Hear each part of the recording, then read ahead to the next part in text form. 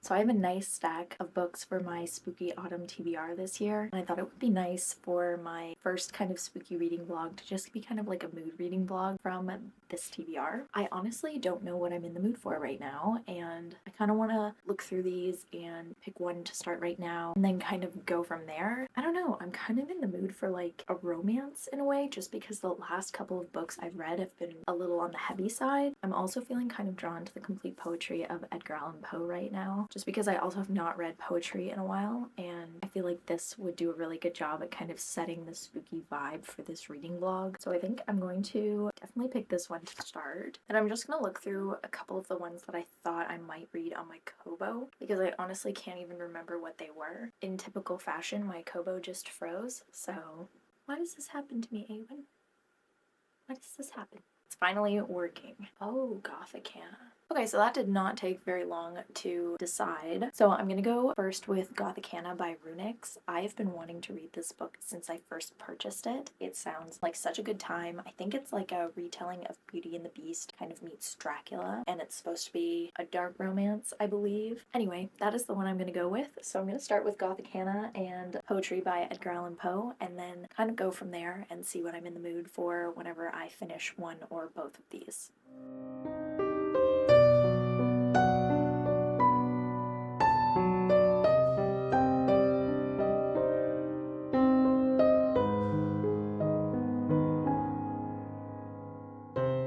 Okay, just before I actually start reading this is a little bit funny, just because I established I wanted to read the complete poetry of Edgar Allan Poe. Literally one of the quotes that the author chose before this book is, "Here I opened wide the door, darkness there and nothing more," which is from The Raven by Edgar Allan Poe. So a little bit funny, I just had to share that. I'm going to start reading now.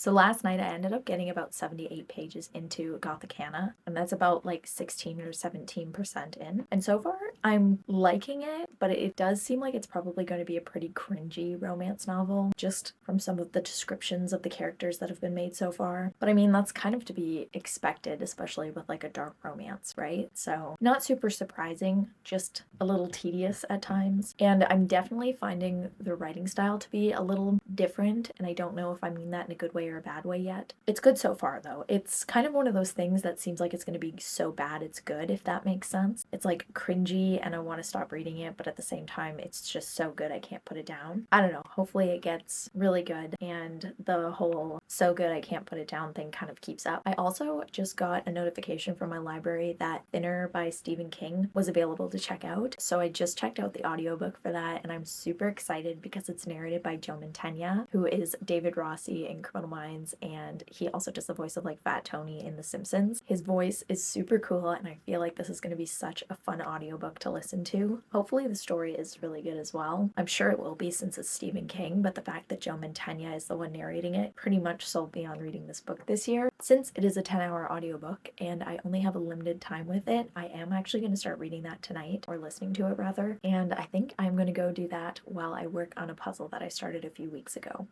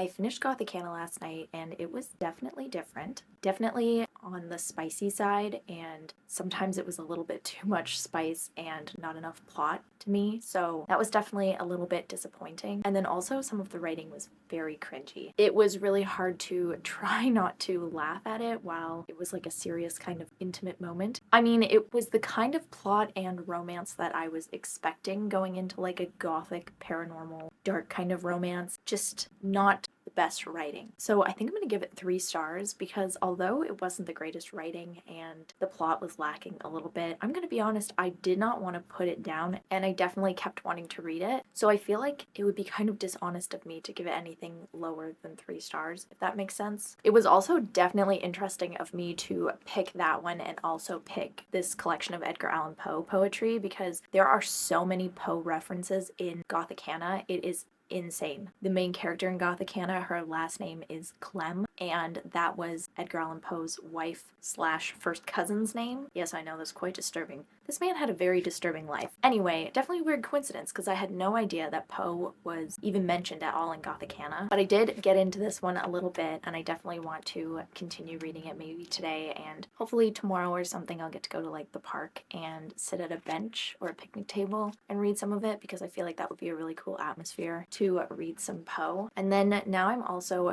51% of the way into Thinner. I also finally finished that Scooby-Doo puzzle that I started like forever ago. Thinner so far has definitely had a lot of body horror. It's not too bad. No, that's a lie.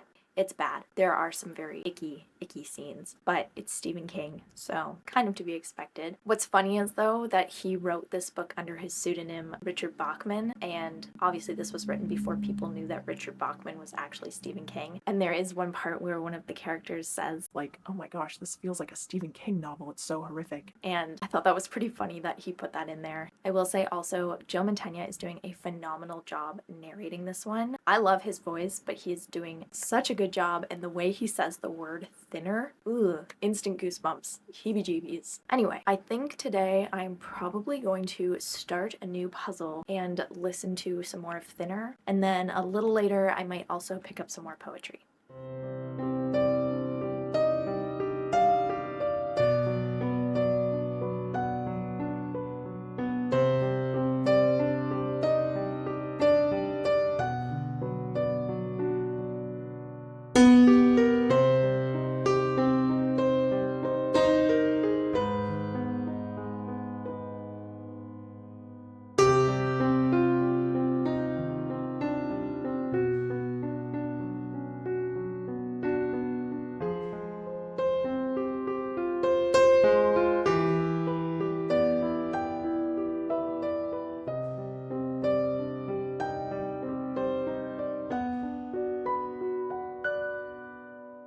So I ended up doing that 300-piece Halloween puzzle, and that was a lot of fun. I really loved that puzzle, and I actually also finished Thinner. So I listened to it while I did the puzzle, and then I kind of gamed for a little bit and finished it while I was gaming. And I have to say, I really did enjoy Thinner, but it definitely wasn't Stephen King's best novel that I've ever read. So I think I'm gonna go ahead and rate this one 4 stars. It was still good, and like I feel like I'm going to be thinking about it for a while, so I feel like 3 stars wouldn't do it justice. It just definitely, it wasn't my favorite. There was at a certain point I was just like, okay, can this be over now because I'm over it? But the horror aspect of it was really good. It was definitely a lot of body horror. But once again, Joe Mantegna did an amazing job at narrating this, and I need more books narrated by Joe Mantegna. So hopefully there's some more out there, and if there isn't, he really needs to get on that because I do enjoy having his voice inside of my head. Hopefully tomorrow I'm gonna go to the park and maybe read that entire collection of Poe if it's not raining, but I will talk to you again then.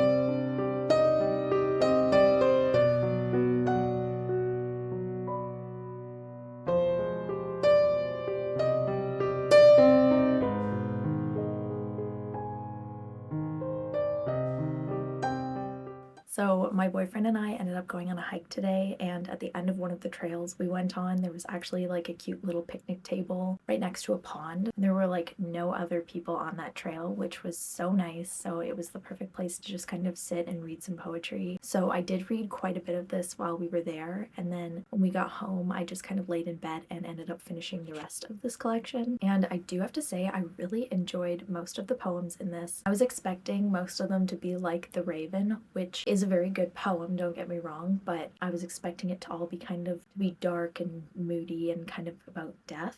But I was quite surprised that actually a lot of Poe's work is about love and sadness in a way. Some of it is about people that he's loved and lost, and it's poems to them. But a lot of them were quite beautiful, and I'm shocked that by the end of this, The Raven is still probably one of his more famous works, because there were quite a few gems in here that I think definitely deserve more credit than what they're given. My favorites were definitely one called To One in Paradise, and then the other one called Annabel Lee. They were both beautiful, kind of sorrowful love poems, and the writing was just absolutely gorgeous. I'm definitely going to pick this up and read those two specific ones in the future just because I loved them so much. So it's safe to say that I was kind of pleasantly surprised about Poe's work. Definitely not as dark and spooky as I was expecting, but that's okay. But I think that's all I'm going to read for this vlog. I think I'm going to actually start a new one just because 3 books seems like a good place to end it. So I think I'm going to leave this one here.